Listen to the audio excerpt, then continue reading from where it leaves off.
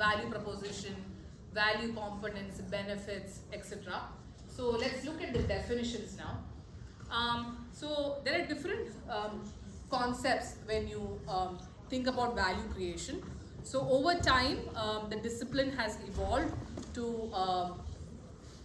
cater to different kind of concepts that pertain to value creation. The first is product.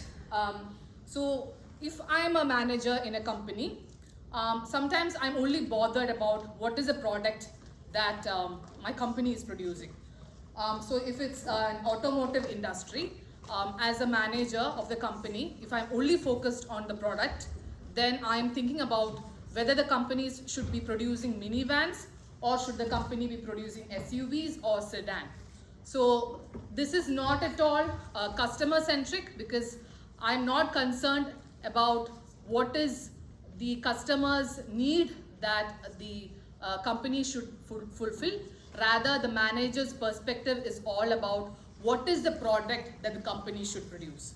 Well, this is sometimes called as marketing myopia, in the sense that there's no larger vision for the manager in the company beyond the product. So the manager has a very myopic vision, and this ignores also the value to the customers. This kind of thinking of just about the product as the value to the customer.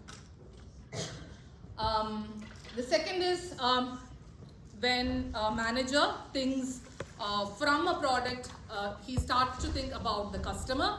So now the manager is thinking, oh, who all are the customers of this company and how are the customers different to each other? So there's a lot more focus on the customers of the particular company. If I'm again taking an example of automotives, and suppose the product is minivan, the manager would be thinking, is the customer a college student driver or is the customer parents with kids? So the manager will start to differentiate the different kinds of customers. But again, if you are only focused on a customer definition of value, of offering, then the manager is not concerned a lot about the value of that particular product to the customers, but rather the manager is only concerned about what are the kinds of customers. The third concept is use case, where it's both customer and value centric. So here the manager of a company will look at the context where a customer is using a product. So if you are looking at automotive industry as an example, and the product is minivan and the customer is parents with kids, then the use cases, the first use case is, oh, the parents of the kids, they are taking in the minivan to go out during night time to have dinner with their friends. The other use case scenario that the manager might think about is the parents of the kids are using the minivan to transport the kids from home to school. So, but then here the use case is very narrow in the sense that it's only considering one context where the customer is using the product, but not multiple contexts where the customers could use the product. So here it does not, if you use case as a value concept, it does not account that customers may have multiple use cases. The fourth concept is jobs to be done. So here the manager goes beyond the context of where the customer uses the product to the premise where what is the purpose for which the customer is using the product. If I'm again looking at automotives, what is the purpose of parents with kids to use minivan? The purpose is to perhaps transport the kids from point A to point B safely. If you're using job to be done as a concept, that helps the managers to identify competitors or threats, because then the managers can think about, oh, if the parents with kids use minivans to transport their kids from point A to point B safely, a competition could be Uber the parents with kids could just take Uber to transport their kids from home to school safely. So if job to be done is a concept, then that helps the manager to identify the emerging threats and competitors. Finally, we have value proposition, which is an all-encompassing definition for value, where it's both customer and value-centric, and it shows all the benefits that the product offers to the customer. So if I'm going again with this example of automotives, and I'm thinking about parents with kids who are using minivan, then the benefits could be a lot. It could be that it's safe, it's reliable, there is entertainment system within the car to keep the kids engaged. There are safety features, and there's a possibility to carpool and accommodate a lot more passengers. So there's so many benefits. So if all the benefits to the customers are listed down for a particular product that the company offers, then that is value proposition. So here, market value concepts, it started from product all the way until value proposition. Now, I started with the context that we are looking at value creation today. The most closest definition of value creation is with value proposition. So you have a product and you identify these are the list of benefits that this particular product gives to the customer. Like if you look at the US music industry example, there was a list, right, all the benefits. So if you have all the list of benefits listed out, that refers to value proposition. Any questions here?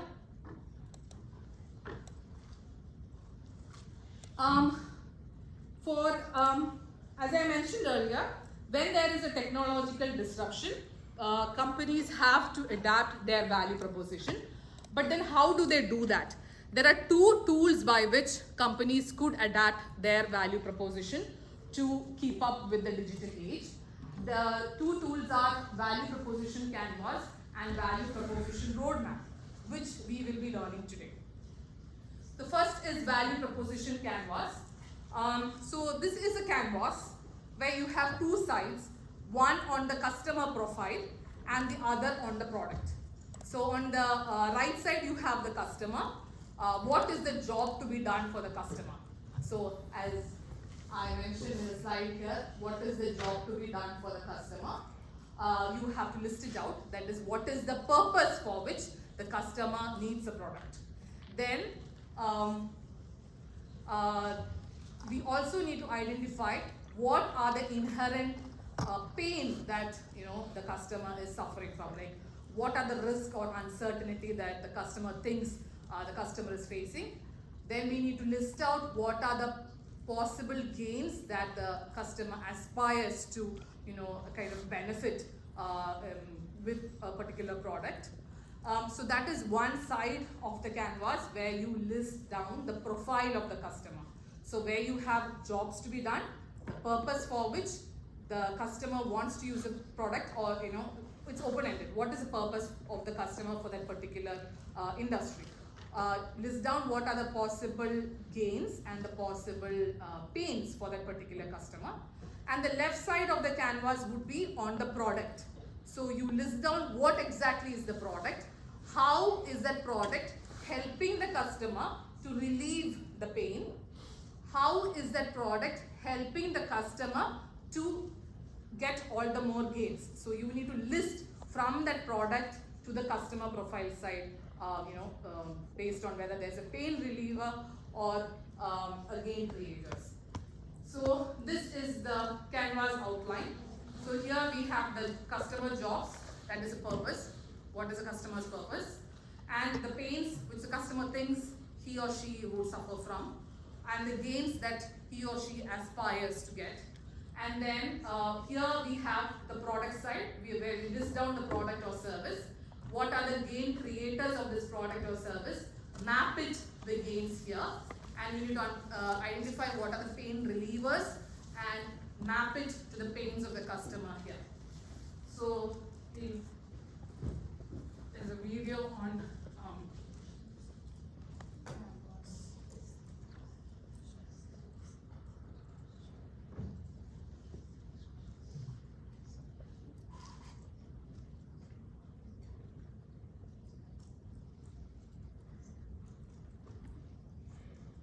Every day, companies design products and services to improve their customers' lives. But 72% of new product and service innovations fail to deliver on expectations. This means that customers don't care about 7 out of 10 new products introduced to the market. It doesn't have to be this way. Just like you create value for your business with a business model canvas, there is in fact a tool to intentionally visualize, design, and test how you create value for customers. It's called the Value Proposition Canvas. The Value Proposition Canvas is composed of 2 parts, the customer profile and the value map. With the customer profile, you describe the jobs your customers try to get done. Jobs can be functional, like getting from A to B, social, like impressing friends and colleagues, or emotional, like gaining peace of mind.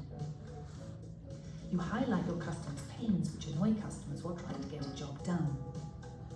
Pains are negative outcomes that customers hope to avoid, like dissatisfaction with existing solutions and challenges, frustrations, risks, or obstacles related to performing the job. And you outline customer gains which describe how customers measure the success of a job well done. Gains are positive outcomes that customers hope to achieve, like concrete results, benefits, and even aspirations. Use the customer profile to visualize, test, and track your understanding of the people or companies you intend to create value for. It's a map that becomes clearer the more you learn about your customers. The second part of the canvas is the value map. With it, you list the products and services your value proposition builds on. You describe in which way these products, services, and features are pain relievers, how they eliminate, reduce, or minimize pains customers care about, making their life easier. And you outline in which way they are gain creators, how they produce, increase, or maximize outcomes and benefits that your customers expect, desire, or would be surprised by. The value map makes explicit how your products and services relieve pains and create gains. Use it to design, test, and iterate your value proposition until you figure out what resonates with customers. You achieve fit by creating a clear connection between what matters to customers and how your products, services, and features ease pains and create gains. Great value propositions target essential customer jobs, pains, and gains, and do so extremely well. Your customer profile may contain countless jobs, pains, and gains, but your value map highlights which ones you intend to focus on. But don't forget, an outstanding value proposition can still fail if your business model is flawed. Successful companies embed outstanding value propositions in scalable and profitable business models. Use the value proposition canvas to create products and services that customers want. Get started at strategizer.com.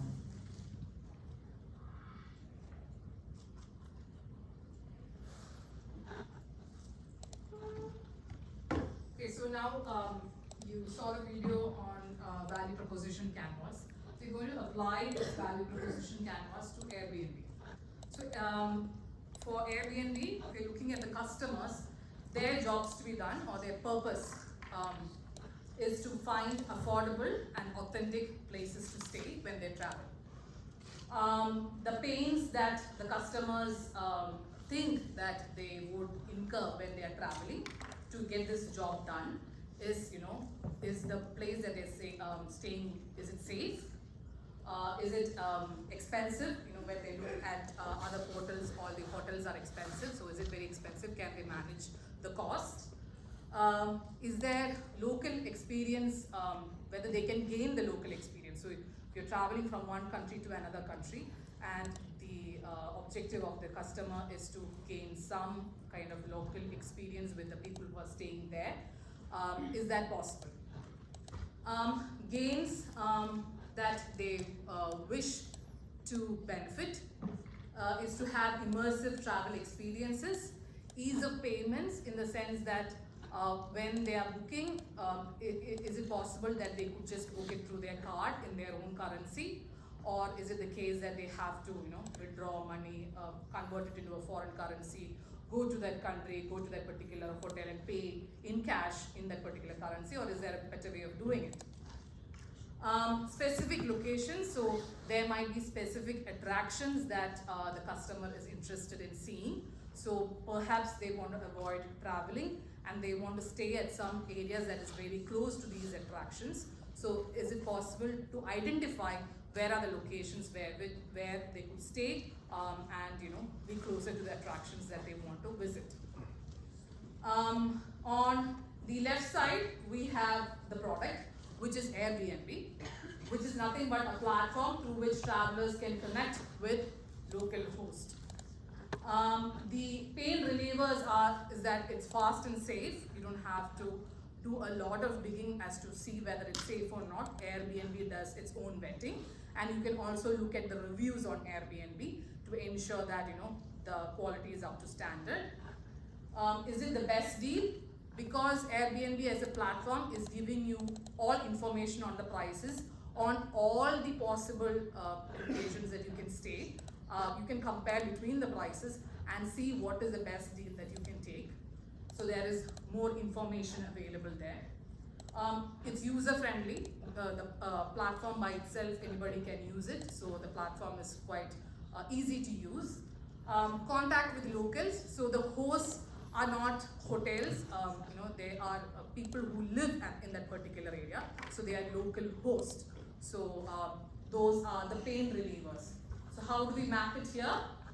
We can map it to safety, and then we can map it to best deal to expensive hotels, and contact with locals to lack of local experiences. So we can map these pain relievers to the pains that customers think that they will kind of suffer if they undertake this particular job to be done.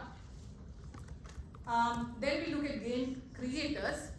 What are the gain creators of Airbnb as a product or a platform?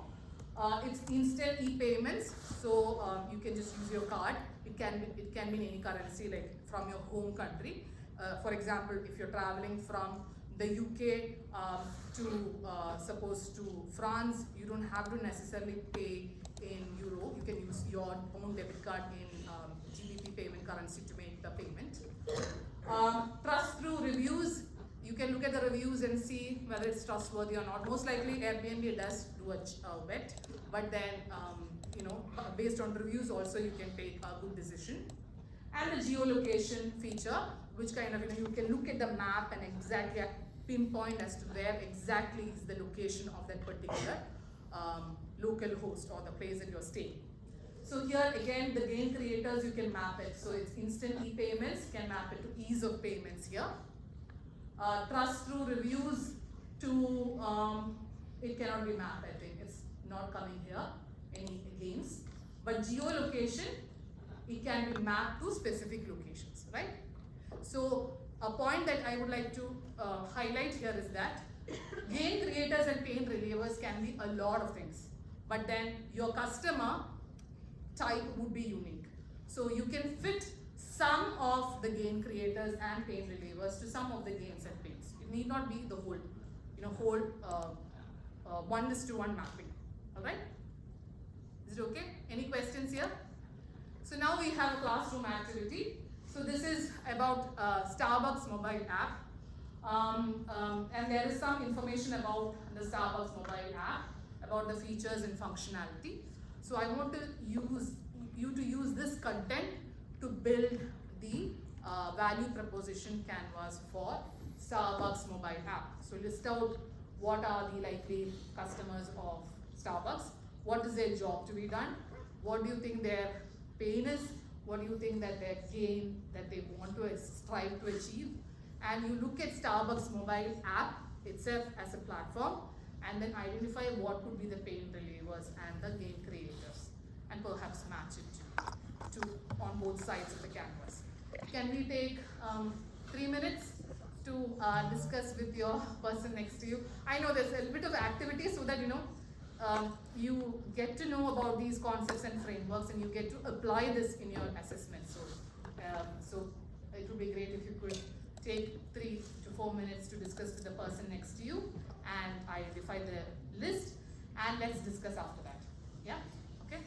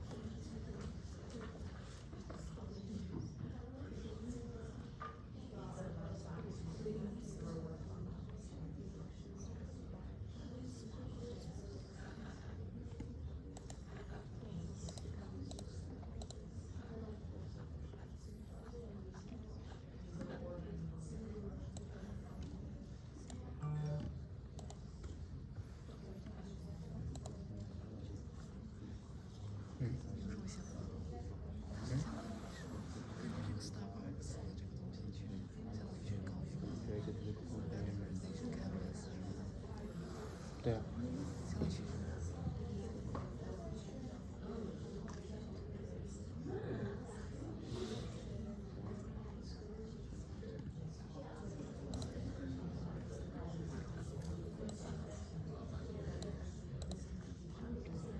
今天那个中国老师也不知道为什么不来了。这是助教，那个是主教，是吗？对。那个才是助教啊！我天，这个才是助教。哦，这个也是。对啊，这个才是助教。今天助教竟然主讲课，好吓人！真的，后面都是助教。我其实有种感觉，我来这边上学有点亏。为什么？都他妈是助教讲课啊！笑死。不是。运气你这么说也没什么问题。运气好一点的老师给你上半节课，那运气不好一点，每一半的课都不是他上，基本都是助教上，基本不是这样。运气好是极少数主课他妈是从头讲到尾。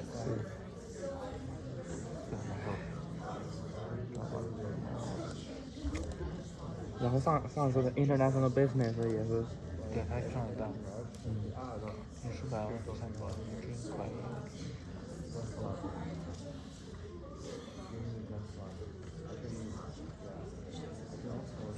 其实看这个我没想到客户想要什么，看这个案例我没有找到客户想要什么，他都是说星巴克想要干嘛。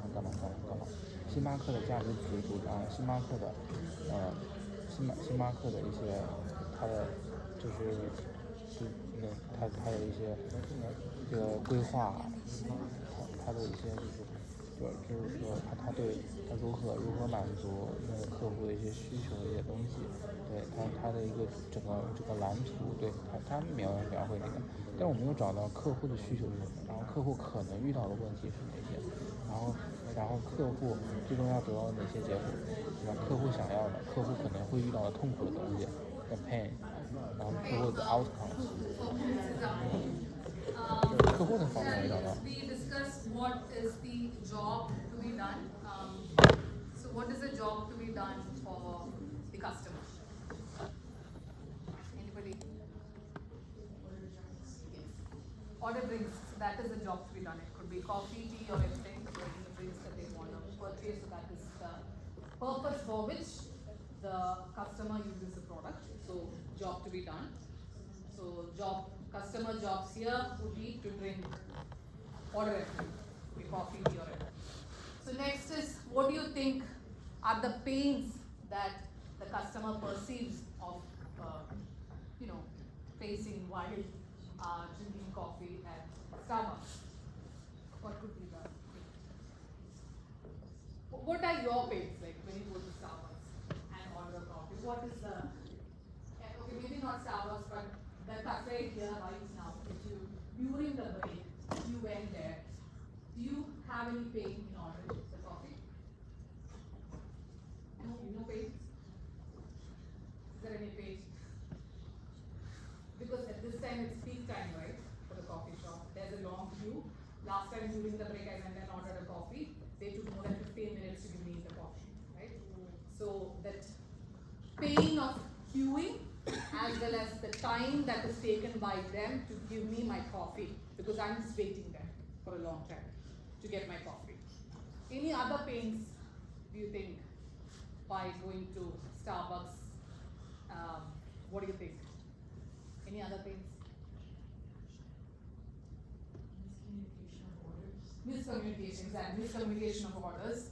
So perhaps you're saying something and the person who's writing down is hearing something else and gave you a coffee, a version of the coffee that you didn't order for. So suppose that happens, then you have to wait again for a long time for your correct order of the coffee to be received, right? So miscommunication of order. So that is a second pain. Any other pains? Yeah. Price. So if you're going to Starbucks in person, maybe you don't have the information about the price of the coffee. Okay, maybe if you're a regular customer, you would know. But then what if there is an offer and you don't know? You just go there and order something and it's too expensive. So the price is a pain for them. Anything else? Any other pain?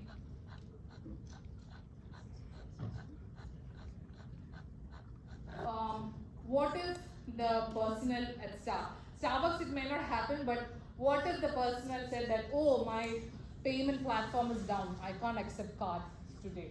Can you pay using cash? So that could be a pain, right? What if you don't have cash in your hand, you're going with your card and they're saying that no, you can't pay using your card. So that is a pain. Any other pains? What are the likely aspirations, the gains that the customer wants while drinking their coffee? I mean, when placing the order, consuming that product. Any gains? Reward. Sorry? Reward. Rewards. So they're like, oh, I'm going to Starbucks every day. Why is it that I'm being charged so heavily each time? Shouldn't it be the case that maybe I should be charged a bit lower because I am their loyal customer? Any other gains? Click and collect, exactly. I need ease of ordering. I just need to go click and collect, you know. Why should I wait there for a long time? I need the ease of transaction in the sense that I just want to go and collect. Is that possible with zero waiting time? Any other pain? Any other gain? Anything else? Sorry? Custom order, exactly. So if I'm going there to order my coffee at Starbucks physical store, I have a lot of crazy demands that, you know, there should be cream, there should be soy milk, so there are a lot of demands. And as our friend last time mentioned, there could be miscommunication. But then you want to customize your order to the way that you want. And that customization is your aspiration, you know, like get the customized way. Each time I just go there, I don't have to spell it out again and again. Right? So these are the different gains that the customer aspires to get from the consumption of their drink on a day-to-day basis when visiting Starbucks or, you know, when consuming coffee or any drink. So here on the left side, what is a product or service? What is a product or service? Starbucks mobile app. So that is the product or service, right? What are the pain relievers? Anybody? What are the pain relievers? Based on the content here. Are there any pain relievers? So based on the features that are mentioned over here, there are pain relievers, right? Can you identify based on the pains that are identified earlier on? Anything?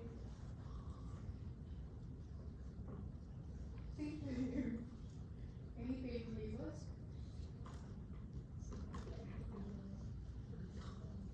Exactly. So one pain that was mentioned earlier was the miscommunication, right? So because you have an app here and you are entering the order by yourself, it is very unlikely that you will get an incorrect order because it's all customized, and the precise information is being provided by you as a customer, and the precise information is what Starbucks receives as well. So that miscommunication, which was a pain for the customer, is relieved by this app because you are ordering in the app by yourself. Sorry.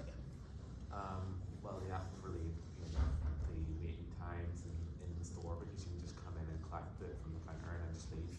Exactly. So if the app I could order in earlier, when I start the class, I can order in, say that my pickup time is during the break time. I can go there just to collect the coffee from the coffee shop here in the building.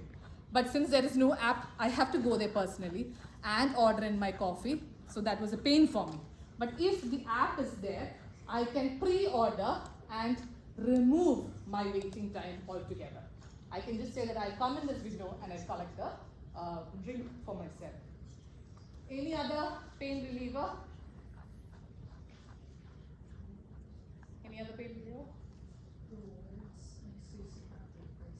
Exactly. So the pain that a friend here said was about price, but I was saying that, I am a person who is consuming coffee on a regular basis from Starbucks. I should be given some sort of rewards for doing that. And the app ensures that all the record of my transaction is being done properly. For example, say if you're looking at Cinnamon Cafe on Strand Mills Road, they have like this card that you get. So for every 10 coffees that you buy, you'll get a discount for you'll get the 11th coffee for free. But the most of the times what happens is I lose the card after the 5th coffee. So, there is no way that my rewards are being recorded electronically. Now, if the app is there, that is relieving my pain in the sense that all my transactions are being recorded, so the rewards are there, and I get the benefit of a lower price. Anything else of a pain reliever? Okay, now let's move on to gain creators. What are the gain creators of Starbucks mobile app? Based on the aspirations that the customer had, which I just mentioned earlier. Anything? Gain creators. How about the possibility of transactions that it's all online, so I don't need to have cash. So it's giving me the gain of using my cards on a very efficient basis. I can just store my Apple Pay details there or Google Pay details there. So that directly the amount goes. I don't have to even use the card. That is a gain creator. Any more gain creators?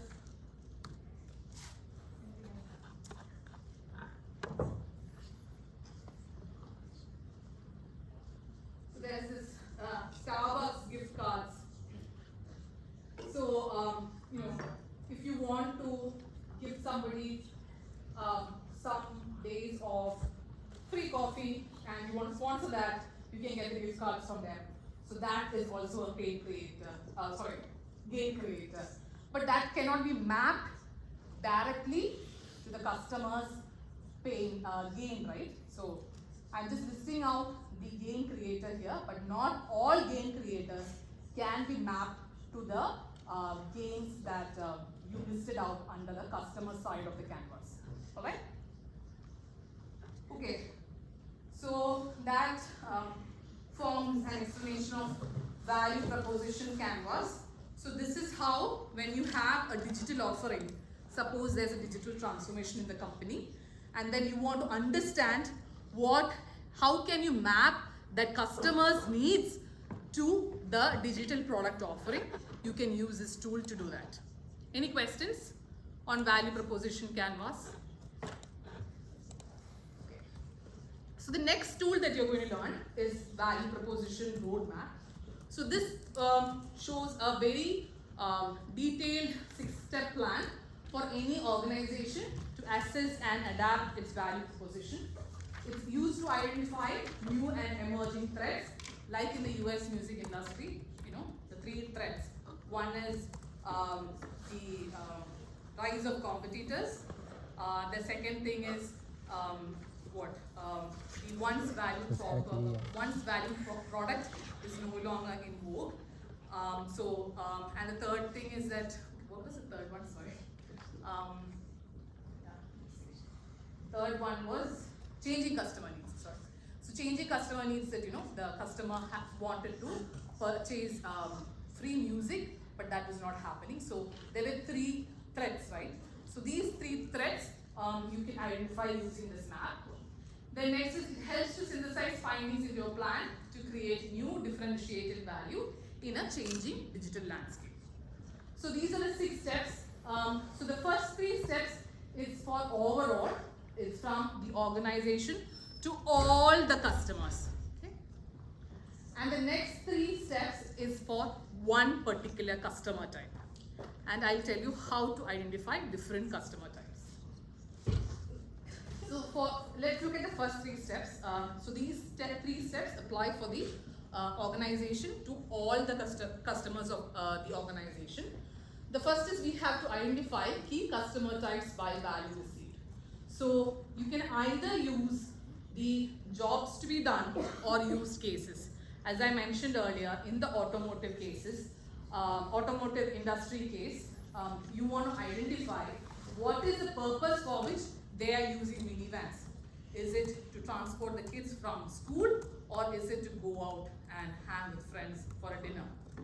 So it could be from the jobs to be done as well. For what purpose are they using that particular product in automotive industry? If you're considering minivans and parents with kids, the purpose is it to safely transport kids from one location to another. So this is more useful than simply looking at demographics. So when you think about customer types, you automatically will be like, oh, male, female, or it could be like 0 to 10 years, 10 to 20 years on age demographics, or based on their race or ethnicity. So the distinct customer types is not based on these kind of features, but it's based on the purpose for which the customer is using the product. So it's not based on what their features are, their ethnic or their age features, or whether they are male or female.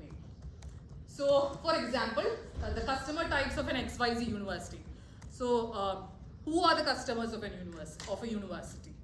This could be students, this could be the students' parents, the alumni of the university, as well as employers. So these are different customer types of the university. How do I identify them as different customer types? Because all these different categories of customers have different purpose with the university. For students, it's about the learning. What kind of learning will I receive from the university? So that is the value of it. For alumni, it's about the network. Oh, I studied from this university and there are other people who studied from this university. That doesn't mean that I can get some access to certain resources or employment at a later point of time. For employers, the value offering is different. Will I get highly skilled graduates from this university who has the skills that the company requires at this point of time? So based on the jobs to be done or the purpose, we distinguish what are the customer types for a particular organization. Next, define the current value for each customer. That is, we generate that list.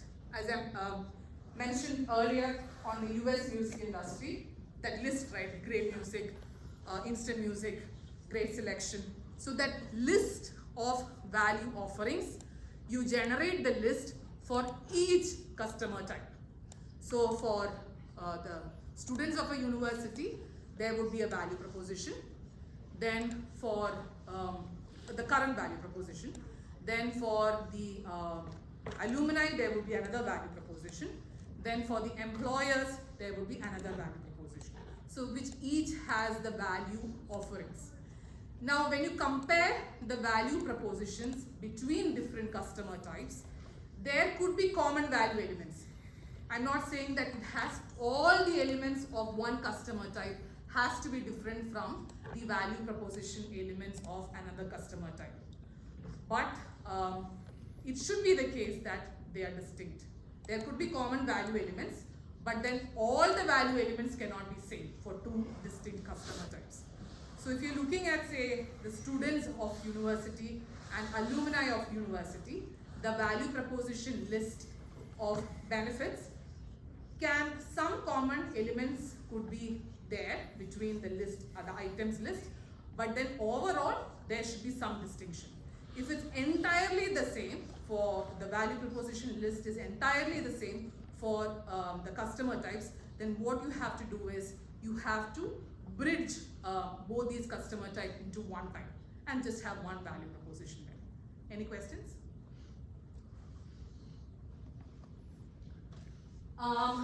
The third one is identify emerging threats. So for it could be new technologies, changing customer needs, new competitors and substitutes. We have gone through this many times during each of the cases. The new technology could be the emergence of personal computing or the emergence of MP3 music files. So for each of those cases, there was a new technology element as a threat, right? Then changing customer needs. For US music industry, they wanted to listen to free music. For Marvel, comic customers, they wanted to read the comics in a digital form, but then they were willing to watch the movies. So each of those customers, they had a change in their preferences or attitudes. So that is also an emerging threat. So you need to identify whether that is an emerging threat for your business based on this value proposition. Then the third element is new competitors and substitutes. So for US music industry, there was this new competitor as well as substitute, which was Napster. Then for Britannia Encyclopedia, they had a competitor in the form of Microsoft, who kind of offered, the encyclopedia along with their Windows package. So each kind of organization, based on their customers, they might have certain competitors or substitutes. So that we need to identify. So now these 3 steps are for the organization as a whole. Now the next 3 steps is for one customer type. So for each customer type, you need to have identified these 3 steps. First is assess the strength of the current value elements. So after you have identified the threats, is it the case that because of these threats, the customer type, that you are looking at, say for example, the students of the university, is it that the value is decreasing, or is it the case that the value is increasing because you are providing an offering that is, say, very distinct and differentiated? So look at whether it's either decreasing value to customer or increasing value to customer, and then take an overall judgment as to whether is it the value element, is it strong, challenged, or disrupted. What is strong? It means that the value element in the value proposition is continuing to be a source of value. Despite the technological disruption, this is a strong value element and the company should continue to innovate on it. Challenged means that the value element is not as strong as before. There has been some disruption because of the new threat, which is from perhaps new technology. Maybe some efforts should go into relooking at this value element. And then disrupted, this value element is no longer relevant. It's completely out of a picture for the customer. So perhaps just remove it altogether. Next step is to generate new potential value elements. So with new technology, it's not only that you're looking at existing value elements. Going back to the US music industry example, it was not only looking at great music, but you're looking at new value elements, right? Whether it's free, whether it's instant music, whether you can get a great selection. So there are different new elements there. So you need to look at generating new potential value elements. How do you do that? Either with new technology, or you look at trends in customer, socio-cultural or business environment, or with unmet customer needs. You interact with your customers and get some insights onto what is it that they exactly want. Finally, you synthesize a new forward-looking value proposition where you focus on core elements, which is the core elements of your value proposition, the core value elements that you continue to build on. There are weakened elements which has been disrupted, challenged by the digital disruption. So those elements, it has to be bolstered. Disrupted elements, some elements you just have to chuck it away from that value proposition list. Some value offerings are there which you need to remove. So remove them from the value proposition list for that particular customer type. And then finally, list down what are the new elements from the step 5. So 2 tools to adapt the value proposition. One is value proposition canvas, which you practice. The second one is to create a roadmap to adapt your value proposition by taking a whole view of the organization as a whole and also taking a look at the different customer types. But when the companies try to adapt their value proposition, it's not that, oh, I decide today to adapt my value proposition and that happens immediately. There are always challenges that companies face when they try to adapt their value proposition. One is dedicating leadership. So, for example, US Postal Services. So, people don't normally post things, right? Everything is online now. So, US Postal Services, they had this kind of decision on what could they offer so that they continue to be relevant. So, the CEO, the Director General, I think, yeah, the Director General of US Postal Services, he mentioned that, okay, we are going to provide non-banking financial services. So US Postal Services is all set to provide a new value offering altogether, which is non-banking financial services. So he made this announcement, it was carried in the news, everybody was very celebrating all about US Postal Services being very innovative. But after 2 years, nothing was done. The non-banking financial services never rolled out. The reason was because that leader who made the decision to change the value proposition, his tenure was only for 2 years. Then he retired, or maybe he was replaced. The next Director General, he didn't continue the same vision. So adapting the value proposition takes a long period of time, and one has to dedicate the leadership to adapt the value proposition from beginning to end. Alright, so that is one challenge. The second challenge is allocating talent and resources. So when, if you're considering an example of Facebook, Facebook wanted to transition from, say, desktop to the mobile version. People were no longer using desktop, they wanted to use Facebook on the phone. But Facebook, most of its talent were largely focused on the desktop version. So the developers were all with the desktop. For the mobile, there were only a few engineers working on it.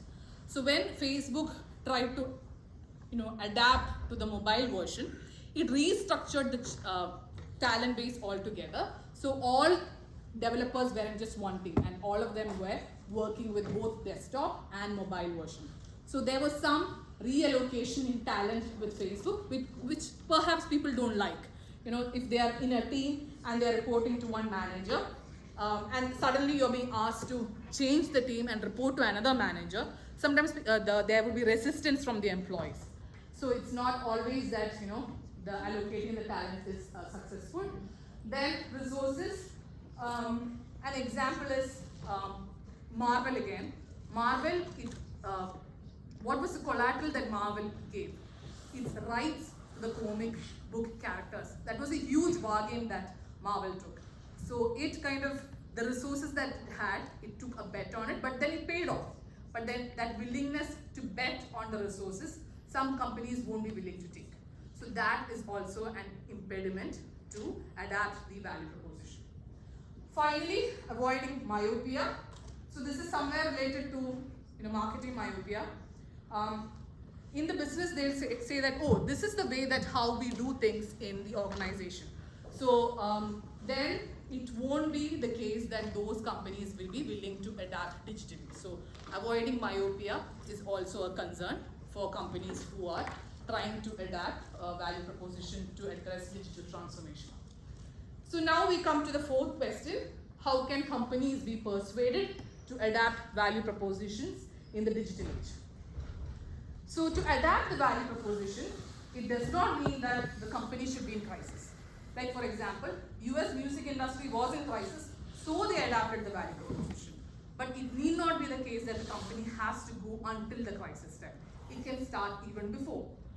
Companies which like Google, Amazon, Facebook or Apple, they're continuously adapting their value proposition to stay ahead of the curve. Changing technology, they're always way ahead of the curve. And how do they adapt the value proposition is based on data. And how does companies get the data? It could be from public data. And what are important forms of public data? could be from online public forums like GitHub, Stack, Twitter. Like for example, if I wanted to know how much is the transaction spending, digital transaction spending of people in a particular area, I can just go to GitHub. I can see whether some of the vendors are providing anonymized data. I have done that. I've taken some, say, like there's this organization called PhonePe, which is a digital payment transaction platform in India. So you go to GitHub, PhonePe has a database where they give you information on the digital transaction spending for each India's district. So you can get the data from there. Or it could be from government data, like the census, that gives a lot of information. Both UK and US has great census data. Purchase data from other firms. So you look for other firms who sell data, but then these firms should be good firms, like known for their good quality checks. And anonymized data could be purchased. Now I'm introducing a conceptual framework based on this public data premise. So there is something called the information freedom paradox. So as I mentioned earlier, companies, they have to adapt their value proposition so that they can kind of survive the digital age. And to adapt the value proposition, they need the data. And one way of getting the data is public data. Now, but the problem with public data is, by the time public data is available, a lot of things have already happened. And there is no window of opportunity for the companies to act, because everything is done, new competitors have arrived, they have taken all the strategic advantage. So the companies don't have the window of opportunity. So that is what is called by a burning platform. So you are at a point where all the public data is available, so you have information to act, but then there is no point in acting because all your competitors are already there. An example is driverless cars. So if I am a company who wants to produce driverless cars, I'm waiting for public information to come out, whether driverless cars are effective or not, what are the risks, what are the opportunities. But by the time I wait it out, there are so many other companies who have already started to produce driverless cars, and they have already captured the market. So there is freedom data, which means information freedom paradox, where the more time data that you want, then the freedom that you have to act on that data declines over time. So for driverless cars, if I'm waiting for a long time to get huge amount of data, then the freedom for me to produce a very innovative driverless car is getting reduced because my competitors are already there. Any questions here? So here we have two characters. One is entrepreneurial Ellen. One is corporatized Chris. Ellen is somebody who is an entrepreneur who just started a startup, and she takes on a lot of risk, and she does not have a lot of stakeholders because she's the only owner of the firm. Now for her, she doesn't need a lot of data to act on things. She's like, even if there is less amount of data available, perhaps I can take a decision. So why is it the case that Ellen has a low threshold of proof? A, because she does not have a lot of stakeholders to prove that this thing is going to work or not work. B, she just started with a blank piece of paper, so she can take all the risk that she wants to. Now, if you look at corporatized Chris, perhaps think of Chris as a manager who is working in a multinational company. He has a very high threshold of proof. Why does he have a very high threshold of proof? Because he can only suggest something to the leadership only if he has enough amount of data, because there are a lot of stakeholders involved in his multinational organization. B, he has something called the status quo bias, which means that the company is doing well, let's just stay the way we are. The inclination to stick with things the way they are. The US music industry had the same problem. They had a status quo bias. Next thing is loss aversion. So Chris has something called loss aversion, which means that he is more scared of the losses than he is of the benefits that he could receive if at all the digital transformation takes place. So the avoiding losses for him is far more important than receiving equivalent gains. So this is a term that you learn in economics and in other disciplines. So because of these two factors, as well as the factor that he has a lot more stakeholders in the firm, he has a very high threshold of proof. So, very simple activity. Can you tell me where does Ellen and Chris lie on the information data paradox? 2 minutes.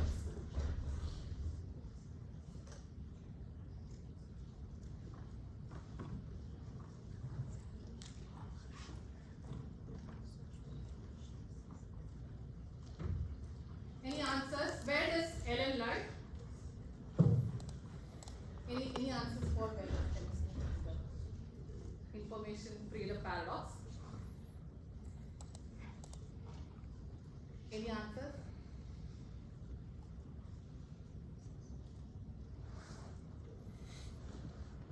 You can discuss it. Any answers?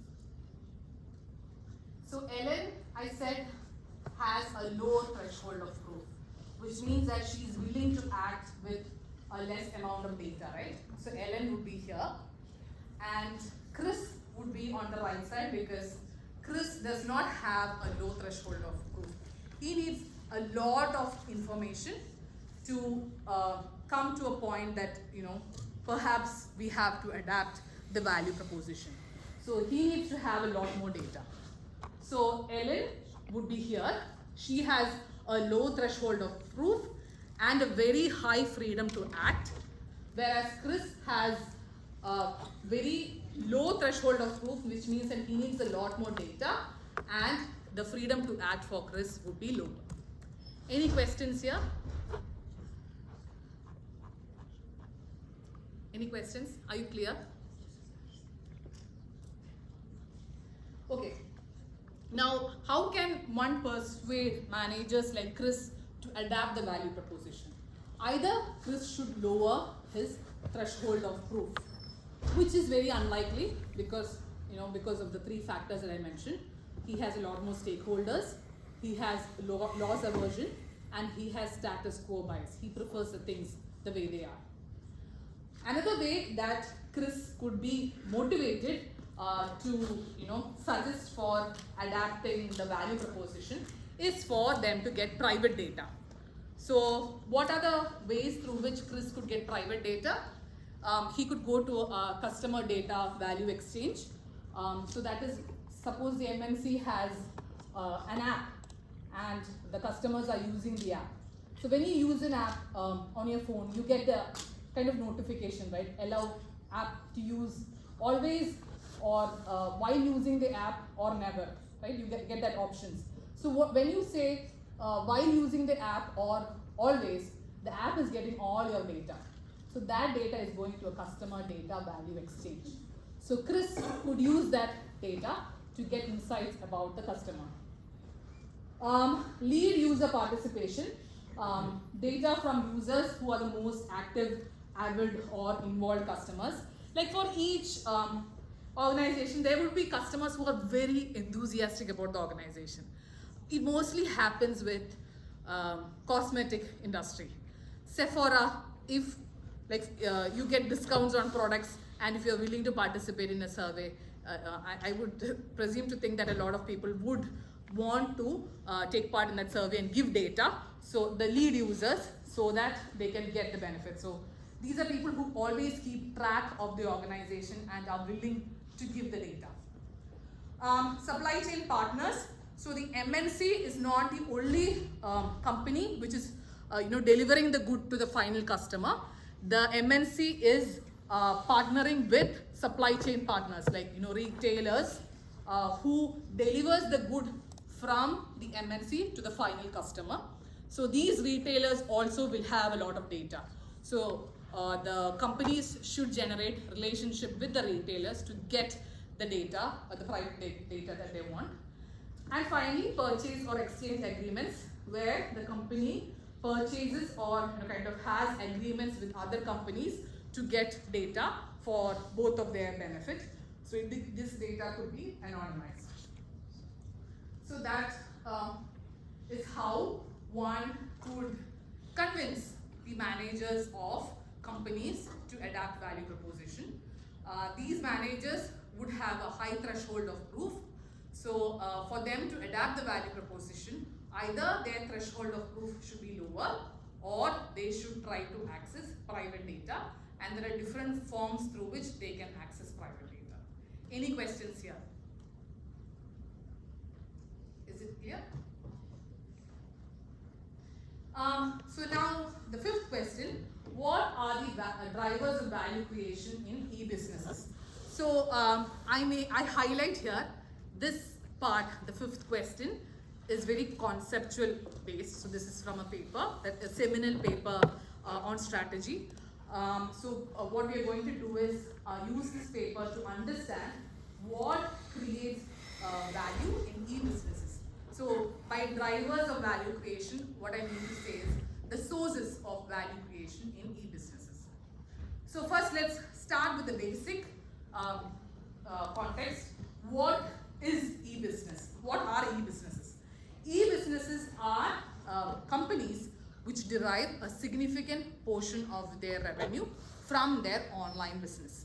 So this should be at least 10% of their revenue from the online version. An example is Tesco. So Tesco has the online delivery. If you go online, you can order for items, you can check for online delivery. So that option is there for Tesco. And Tesco has a physical retail store as well. So we go to Tesco and we can buy goods there from there as well. So Tesco is a very good example of e-business in the sense that it derives some portion of its revenue from its online platform. Any questions? Then there are pure play e-businesses, which are called companies which derive 100% of their revenue from online activity, online transaction. The example is Amazon. Now, what are the sources of value creation in e-businesses? So according to this framework, there are 4 key drivers of value creation in e-businesses. The first is, we go in detail one by one. The first is efficiency. So let's look at efficiency as a value driver of e-business. So I'll start with a framework called transaction cost theory. People who are from economics discipline would have heard about this term called transaction cost. So what is transaction cost theory all about? First, let's start with transaction. It's the most basic unit of measure that focuses on how much effort, resources or cost is necessary for 2 parties to complete an exchange. Okay, so I am a seller and there is a buyer. We are exchanging a good and service and the buyer is giving me money. But then to complete this transaction, there are some cost, resources, everything involved. So that is meant by a transaction. So what then is a transaction cost? The transaction cost is any cost that is incurred to complete this transaction that is over and beyond the production cost of a good.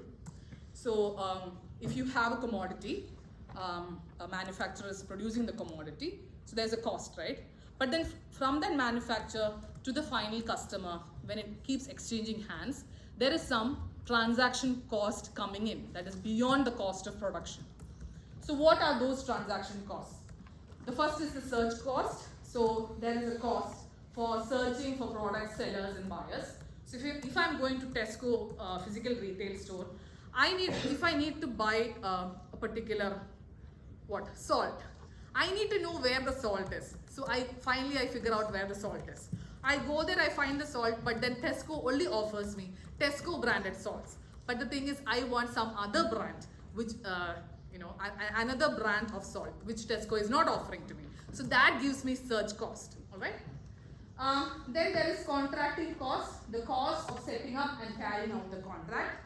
So I cannot give you the example of Tesco, but then if suppose a vendor and another seller is on an agreement, I'll give you a product, and the seller is like, oh, I'll give you the money. But what if the buyer does not agree to the contract and does not pay the money? So there is some cost involved in making sure that that contract is fulfilled. So that is the contracting cost. Then monitoring cost, the cost ensuring that the terms of the contract have been met. So some regulator somewhere, or it should be the case that the seller itself should keep looking as to whether this buyer is shirking away from paying for the good. So there should be some monitoring that the seller has to do, and that is a cost for the seller. So there is monitoring cost. Then adaptation cost, the cost that could be incurred in making changes during the life of the contract. Like during the period that the contract is being signed, suppose the buyer is like, no, I don't want this product, I want another product. So then there is some cost for the seller to go back to his warehouse, find that particular product, give it to the buyer. So there's some adaptation cost involved as well. So these are very simple examples of transaction cost for 4 types of transaction cost. Any questions here? Now here we have a visualization of how transaction cost would be. So here we are starting with manufacturing of the product. So there is this production cost for the manufacturer. When this manufacturer goes to the wholesaler, there is some transaction cost that the manufacturer faces. Now the wholesaler has the product, the wholesaler sells the product to the retailer, and there is some transaction cost that the wholesaler faces as well in the exchange. Then next is the retailer. There is a transaction cost for the retailer. From the retailer, the good comes to us, people like us who finally consume the goods and service. And there's a transaction cost of the customer as well. Now all this, the boxes here, the 4 boxes here, these are all transaction costs, right? Now with e-businesses, what the management experts argue is that these transaction costs can be reduced with the e-businesses, with online transactions. So how does it happen? Let's think about the case of Amazon. So when there are online transactions, the transaction costs decline. I'll come in some amount of time on how the transaction cost declines. Because of the transaction cost decline, there is transaction efficiency. And this efficiency is a source of value creation for the customer. Any questions here? So there's a decline in transaction cost. You are the final consumer. So for you, that transaction cost is getting lower because you are purchasing the products online. So transaction cost declines, and that increases transaction efficiency for the customer, and that is a driver of value creation. How does this happen? Lower information asymmetry reduces customer search cost. So if I want to have the salt of a particular brand, the list of options that Amazon gives me would be far greater than perhaps the Lisbon Road physical retail store of Tesco, because there is a problem with these retail stores that they just advertise their own brands. Like Tesco kind of makes sure that its only products are being kind of put into the shelves, but then what if people want to access other brands? So with Amazon that is possible. You can, it reduces customer search costs.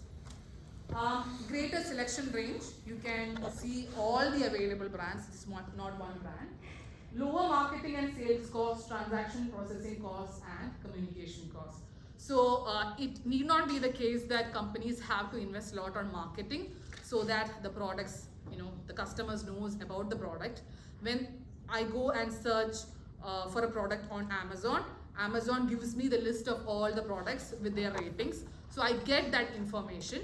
So it's not necessary that the company has to put in a lot of investment in marketing to showcase their products. unlike physical retail stores like Tesco, where for each row they may have to give additional, if it's the front row, then they have to additionally pay a lot more to Tesco as commission. Then sales cost, transaction processing cost, because Amazon has a warehouse and from there it's directly delivered to the final customer. So there's a lot of reduction in the processing cost and communication cost as well. Any question here? So are you able to identify why with online transactions the transaction cost reduces and as a consequence transaction efficiency increases for the customer, and that is a source of value creation for the customers of e-businesses. So that is the main point. Any question? The second source of value creation in e-business is complementarities.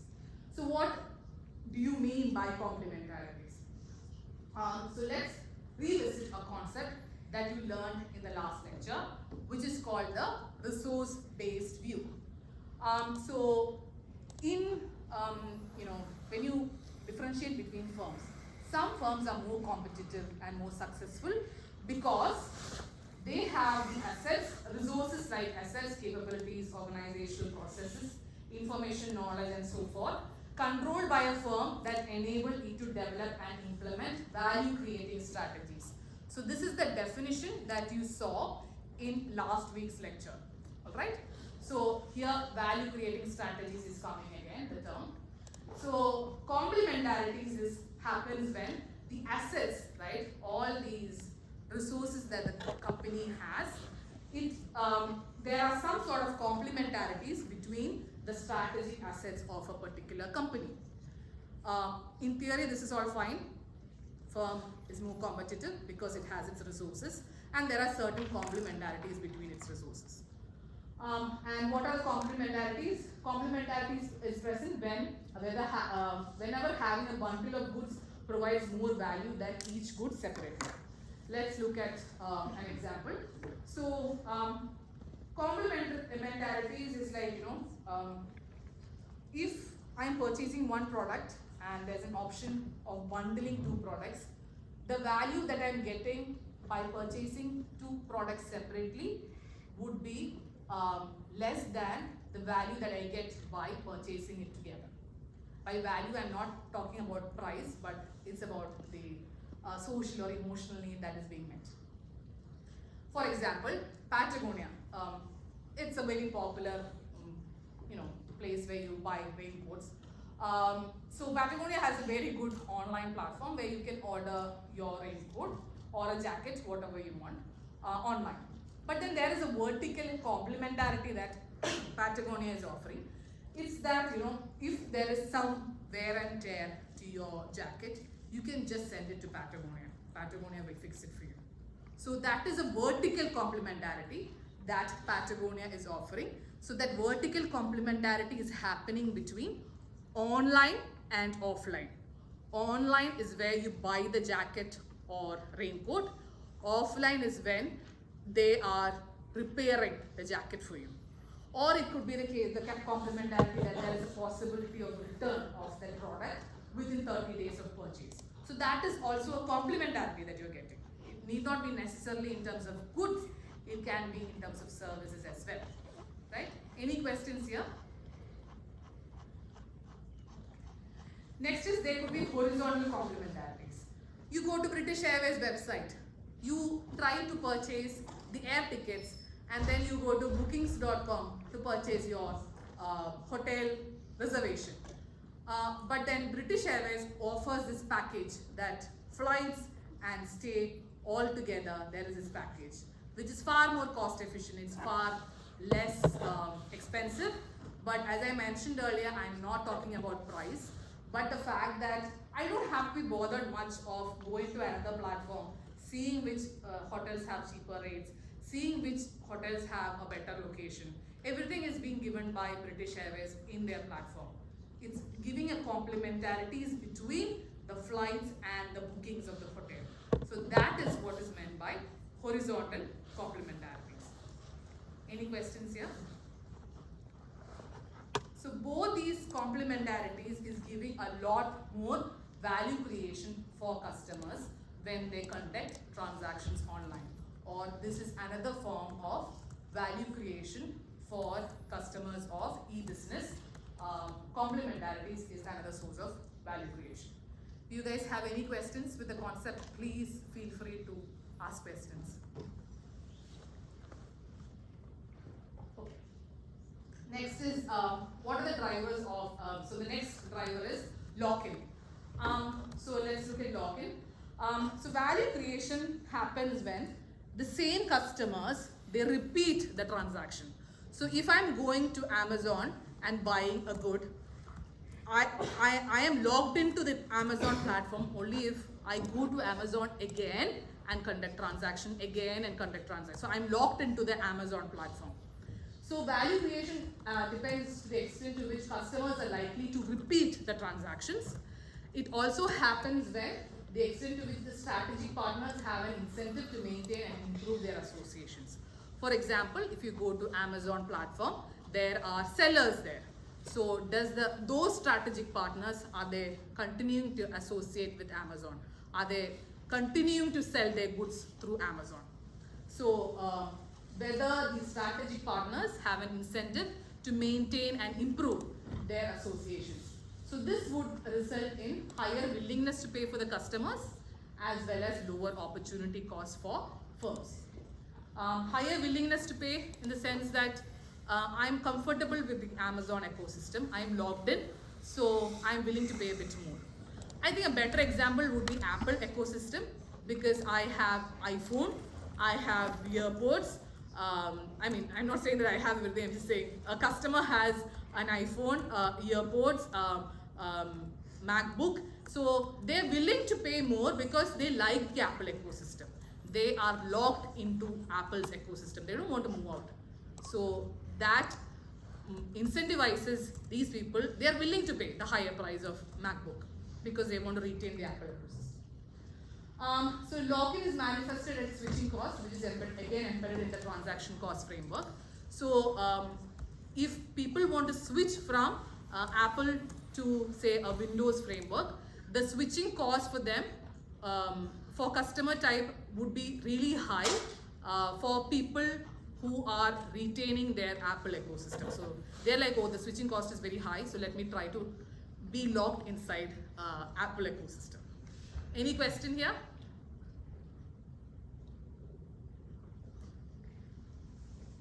So how is lock-in as a source of value creation in e-businesses? One is through loyalty programs. So a lot of companies have loyalty programs, right? You say that you continue buying their goods, then you accumulate points, then you are loyal to that particular company. British Airways, you keep buying their tickets, you get AVOs. You can use that AVOs to purchase other airline tickets. So you're kind of locked into the British Airways if you start collecting AVOs. Dominant designs. This remember Yamin in the introductory lecture showed that advertisement on Apple. So that advertisement was like a starting point. Like there is this dominant design battle between Apple's Macintosh and IBM mainframe computers. So they had this huge battle, and finally it was a case that IBM's computers were largely popular. So when there is a battle between some kind of products, one dominant design would emerge, and that locks in the customers as well, because that is a more dominant design. And finally, building trust. So if you're looking at certain sellers and that sellers have high reviews and then you are very happy with the quality of the products, you'll continue to buy products from those particular sellers. So if you look at Amazon, you look at customer reviews and then choose a certain vendor based on the customer reviews, right? So, and if you're happy with the product, you try to retain some sort of relationship with that particular vendor. So you're locked in there. Any questions? Finally, we have the last driver of value creation, which is novelty. So novelty is, traditional definition of novelty is introduction of new products and services, new methods of production, distribution of marketing, or tapping of new markets. So these are all like very traditional definition of innovation. So this is a traditional source of value creation through innovation. But for online transactions, what is the innovation there? Innovation is about structuring the transactions, there's a new kind of business model in place where the transaction is happening more efficiently. So, for example, is eBay. eBay first started with the framework of customers directly reaching out to other customers to sell and buy their goods. So there is a direct auction system. But when eBay introduces, this was the first of its kind. This was the first time a transaction type of this occurred, first time ever. So create value by connecting previously unconnected parties, like the customers could be at far ends, they need not be vendors. They could be just people who are not an active seller. So they are trying to connect people who are not in the market, eliminating inefficiencies in transactions. As I mentioned earlier, the efficiency of transaction, the transaction cost declines because you're directly meeting the other person on this platform. Capturing latent customer needs or creating entirely new markets. There's a completely new market, right? Because customers who are not active sellers, they are coming into and selling their goods on this particular platform. So these are untapped new markets. So that is also a form of value creation. So now again we have a classroom activity, the final classroom activity.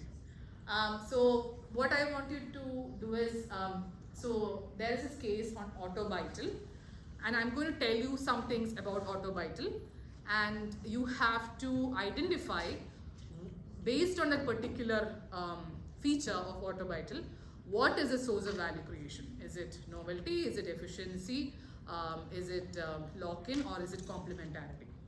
So AutoVital, it's a US online platform where consumers can buy cars online and sellers can post used cars online. They pioneered the automotive internet when it launched the flagship website. So they were the starting point of having an online website to buy and sell cars. So there are three features about AutoVital that I wish to convey. First is that it provides potential auto buyers with detailed and comprehensive comparative shopping information on different models and cost to the dealers of these models. So where does this come? This feature of AutoVital, that it's providing all this information of different models and cost to the dealers of the models. Is it coming under efficiency, lock-in, novelty, or complements? You need to identify which is the particular source of value creation. The second feature of AutoVital is that it automatically offers car insurance along with the car to the buyers. So is it efficiency, lock-in, novelty, or complementarities? Finally, AutoVital revolutionized the automobile retailing process in the United States by linking potential buyers, auto dealers, finance companies, and insurance companies. So it created a new ecosystem altogether. So does it come under efficiency, lock-in, novelty, or complementarities as a source of value creation? So can you discuss with the person next to you for another 4 minutes, and then we discuss what is the item pertaining to each feature, right? 4 minutes discussion.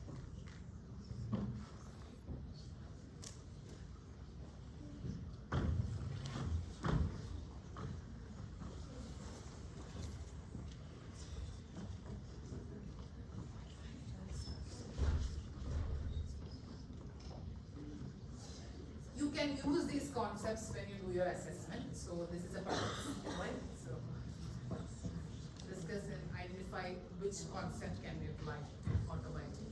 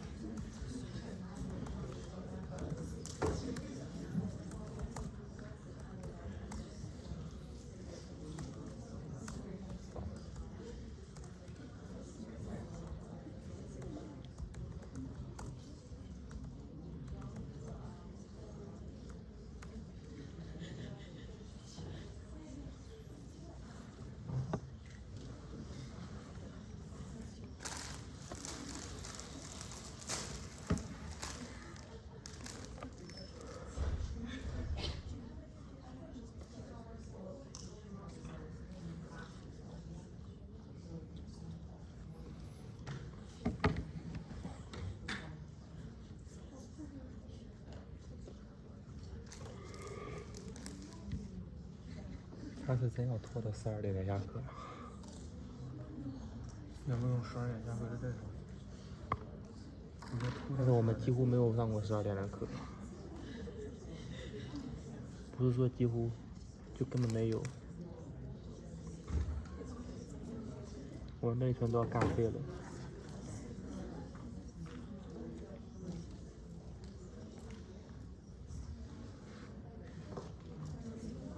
差5个小时。什么差5小时？巴基斯坦哥还在巴基斯坦，我们上次还是巴基斯坦人，他现在还在巴基斯坦。什么鬼啊？9号才回来，这已经3周课没上了。什么东西？你说啥？我们小组成员，牛逼。巴基斯坦。对，牛逼。泽宇组的吧？我组。你找的？不是，老师强制分配的。我他妈谁找他呀？他人都强制准备的。强制分配，对啊，小组作业如果你不找好人，强制分配，就会强制塞1个2个进来，要不然为什么我要招满5个人啊？所以没事，你不用考那么多。我操！我从来没想过一个小组成员的一个组员，到开学到现在，他人还在他国家，还没回来呢。谁呀？这个有一个巴基斯坦人。太牛逼了！到3周了。巴基斯坦。我当时不是10号交作业吗？他9号才回到英国来，我直接把他排除这是作业了，就是他妈轮一下个作业。没有，我昨天问他的，然后他跟我说他9号回英国的时候，我是整个，我操，太。没听了这个 TCCR 我完全没听，我现在电脑都没电了，我电脑直接干报废了，没电1点半。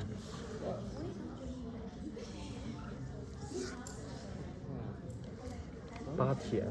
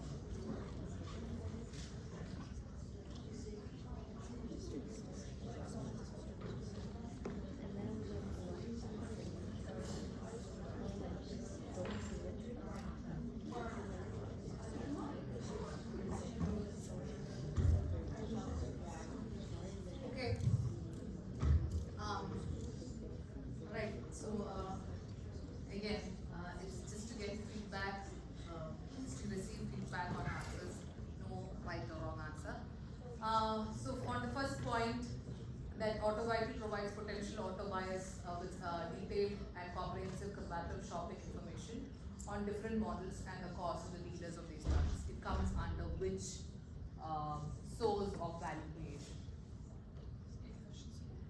Efficiency. Why do you think it's efficiency?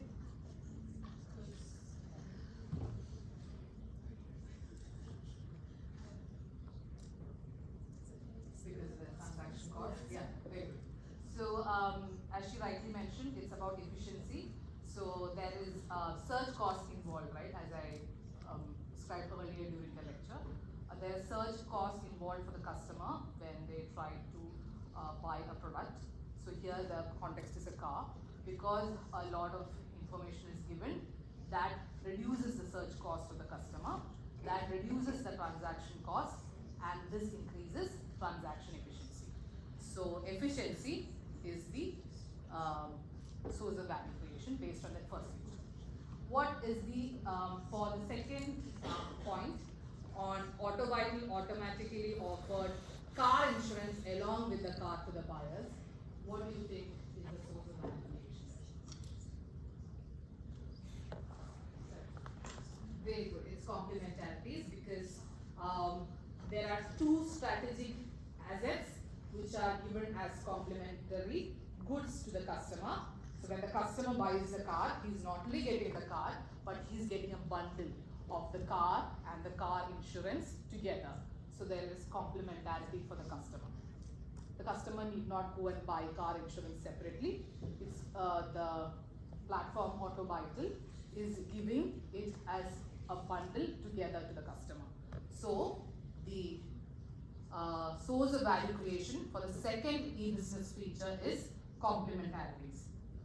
The third feature on AutoVital, revolutionizing the automobile retailing process in the United States by linking potential buyers, auto dealers, finance companies, and insurance companies. Can you identify what is the source of value creation? Anybody?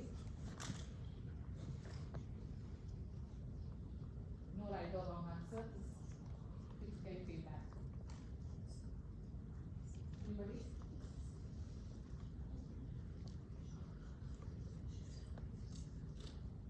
Come on, we have answer. Anybody? It's quite very obvious from that terminology itself, revolutionized. Do you have an answer? No. Very good, it's novelty.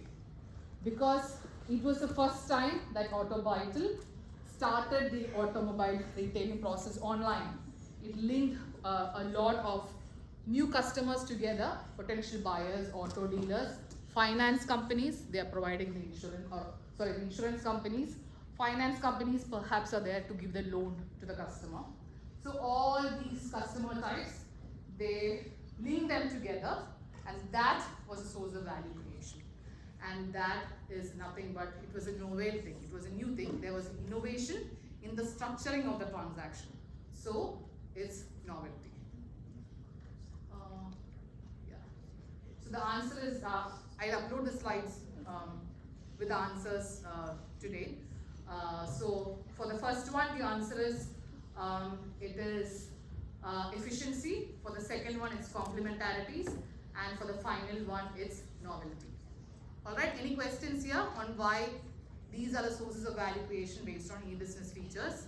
So when you're doing the assessment and if you have information on these things, you can identify and apply the conceptual framework, right? So we have 4 drivers of value creation. One is, just to recap, one is efficiency, there is cost savings through the interconnections of the activity system. So transaction cost declines and transaction efficiency increases. Then there is complementarities, when instead of purchasing just one good, there is a bundle of goods offered together, and there is interdependencies among the business model components. Then we have lock-in, so incentives for the participants to stay within the system.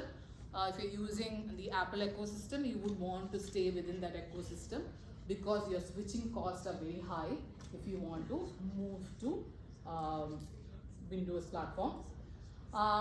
Novelty, so there's degree of innovation. Is it the case that the system of transaction is entirely new altogether? Is it the case that with the e-business, the company is capturing new markets? So that would come under novelty. So there are 4 drivers of value creation in e-businesses. And at the center of this comes data. So data drives all the sources of value creation. So how does, we've come to the final part of the lecture today. The final question on how does data enable value creation. So I mentioned earlier there could be public data, there could be private data. But how is it the case that data helps with the value creation for the customers? It helps in providing insights. So it can reveal previously invisible relationships, customer relationships, patterns and influences. Based on the data, you can have insights into customer psychology, patterns in consumer behavior, and measures the impact of specific actions on customer psychology and behavior.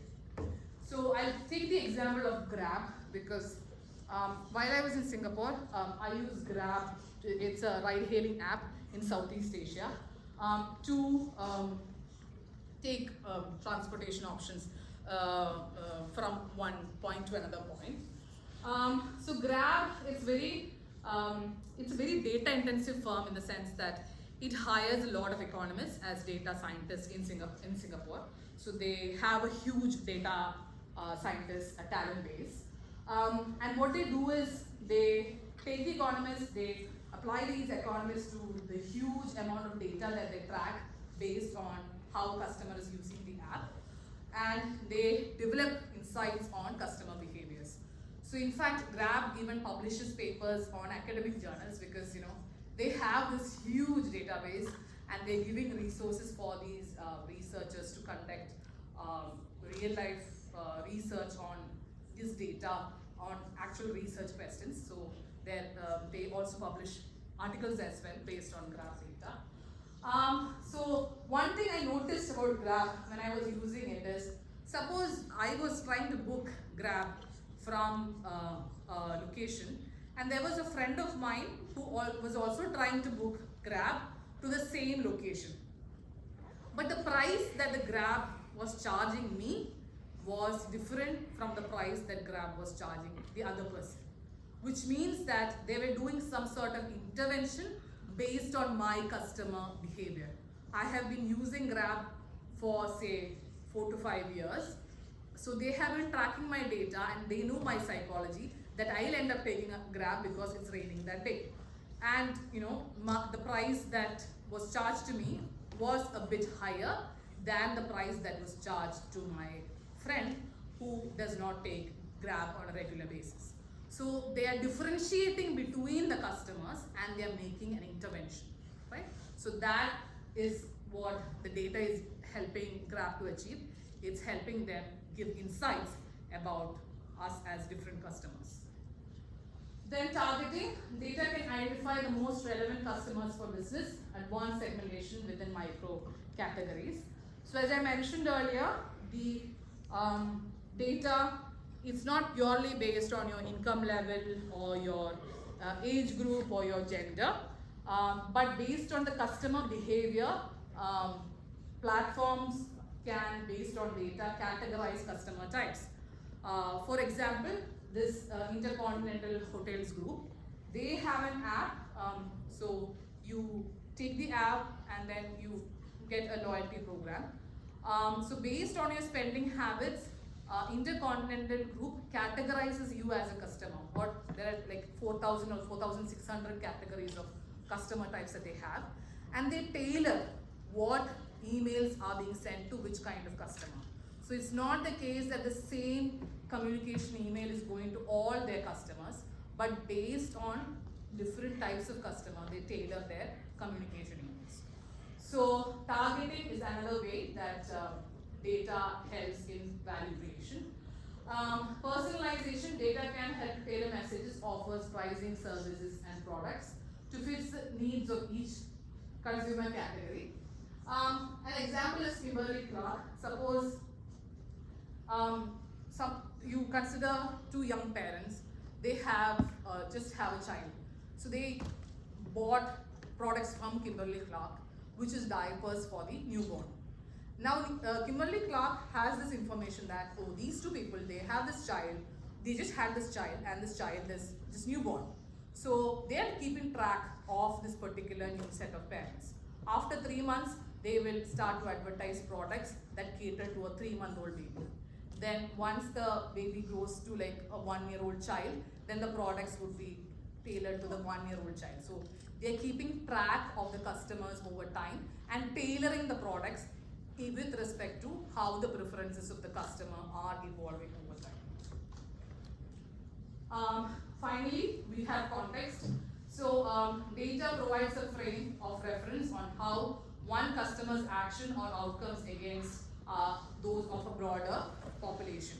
So if you look, it's not only for firms to categorize the customers also would love to categorize themselves as compared to other customers. If you look at Nike training app, suppose you're using it, the Nike running app to record how much you're running. You can share your stats with other customers. You can see whether you are surpassing the average of the other Nike customers, and if that's the case, you want to publicize it. So all these features of the data tracking that the company is doing is not only beneficial for the businesses, but it's beneficial for the customers also. They derive some benefit out of knowing that they are over and above the average population or average customer of that particular app.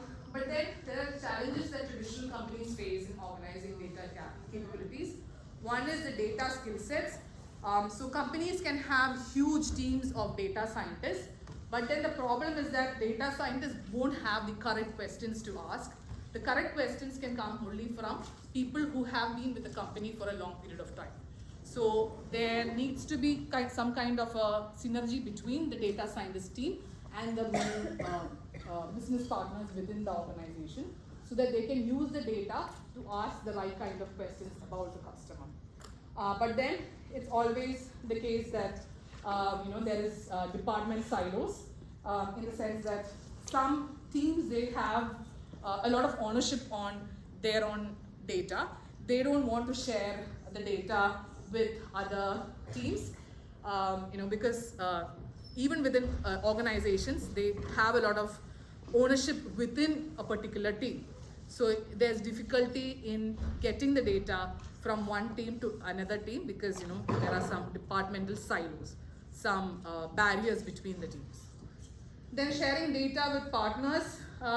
Sometimes people are not interested. As I mentioned earlier, companies can buy data from, say, the other strategic partners or retailers, but at times it's very difficult to get data from the partners. Then the final point on cybersecurity, privacy, and consumer attitudes. Cybersecurity, there are thefts of data. I don't know if you remember, in 2018, British Airways had a huge, not a theft of data, but the data loss. I got an email that saying that, oh, your data has been compromised or whatever. So that element could happen, and it's a huge risk for companies when that happens. Then privacy and consumer attitudes. So consumers nowadays, they are also concerned as to what is the purpose for which their data is being utilized. So they are concerned about their privacy. And countries, the governments are also very interested as to where the data is being used. In the last lecture, where I'll discuss about AI enhanced digital business, I will discuss a lot more into this as to where governments are concerned when data goes from one country to another country, for what purpose it's being utilized. So there are regulations that restrict the data going from one country to another country, but then your data scientist team would be in another country. So, bridging that might be a problem for organizations to organize their data capabilities as well. So these are the challenges that traditional companies face in organizing data capabilities that helps them to adapt their value proposition. So that concludes the lecture today. Any questions?